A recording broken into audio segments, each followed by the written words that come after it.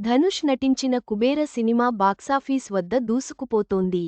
అయితే, ఈ సినిమాలోని ధనుష్ పాత్రను మొదట విజయ్ దేవరకొండకు అందించారని, అతను తిరస్కరించాడని వార్తలు వస్తున్నాయి. కోలీవుడ్ స్టార్ హీరో ధనుష్, శేఖర్ కమ్ముల కాంబినేషన్లో వచ్చిన లేటెస్ట్ మూవీ కుబేరా. ఇందులో రష్మిక మందన్న హీరోయిన్గా నటించగా, అక్కినేని నాగార్జున కీలక పాత్రలో కనిపించాడు. అమిగోస్ క్రియేషన్స్లోని సునీల్ నారంగ్, పుష్కర్ రామ్మోహన్ రావు నిర్మించారు. ఏకకాలంలో తమిళం, హిందీ, తెలుగు భాషల్లో జూన్ 20న థియేటర్స్లోకి వచ్చింది.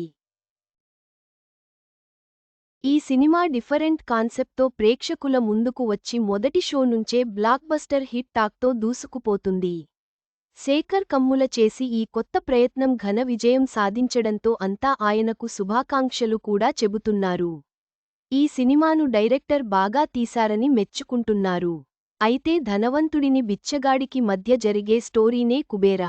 ఈ సినిమాలో ధనుష్ బిచ్చగాడి అవతారమెత్తిన విషయానికి తెలిసిందే. తిరుపతి వీధుల్లో అమ్మా అమ్మా అంటూ బిచ్చం ఎత్తుకుని ఇప్పుడు బ్లాక్బస్టర్ హిట్ను తన ఖాతాలో వేసుకున్నాడు. అయితే ఇంత హిట్ సినిమాను మిస్ చేసుకుంది ఓ టాలీవుడ్ యంగ్ హీరో అని సోషల్ మీడియాలో పలు వార్తలు చక్కర్లు కొడుతున్నాయి. ధనుష్ పాత్రను మొదట టాలీవుడ్ రౌడీ బాయ్ విజయ్ దేవరకొండను తీసుకోవాలని అనుకున్నారట. శేఖర్ కమ్ములతో ఉన్న అనుబంధంతో ఈ పాత్రలో ఆయనకు ఛాన్స్ ఇచ్చాడని సమాచారం.